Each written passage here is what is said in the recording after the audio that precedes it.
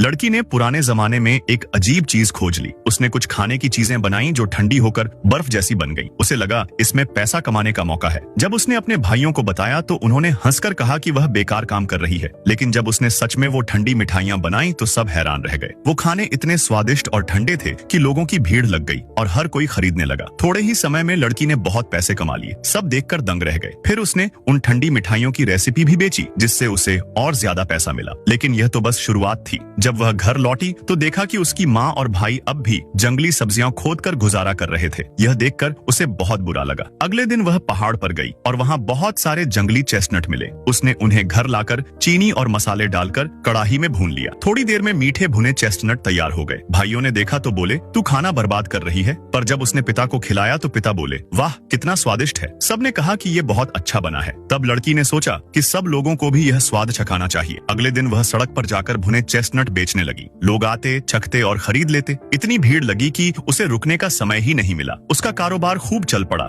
लेकिन इससे कुछ लोग जलने लगे। फिर कुछ अमीर घर के लोग जिनके यहाँ उसकी माँ काम करती थी उसे तंग करने लगे और जबरदस्ती पैसे मांगने लगे। उन्होंने उसकी माँ को बहुत सताया और मारा पीटा। यह देखकर लड़की बहुत दुखी हुआ और उसने ठान लिया कि वह अपनी माँ के लिए इंसाफ लेगा। लेकिन जिनसे वह लड़ रही थी वे बहुत ताकतवर लोग थे। बात इतनी बढ़ी कि राजा तक पहुंच गई। राजा ने खुद बीच में आकर कहा कि जिसने गलती की है उसे सजा मिलेगी और नुकसान की भरपाई करनी होगी। राजा को जब लड़की का नाम पता चला तो लगा जैसे वह उसे पहले से जानता है। धीरे धीरे सब सुलझ गया और लोगों को एहसास हुआ कि लड़की समझदार और नेक लड़की है जिसने अपनी मेहनत और हिम्मत से सबको दिखा दिया कि अगर इंसान में हौसला हो तो वह किसी भी मुश्किल हालात में अपनी किस्मत खुद बदल सकता है।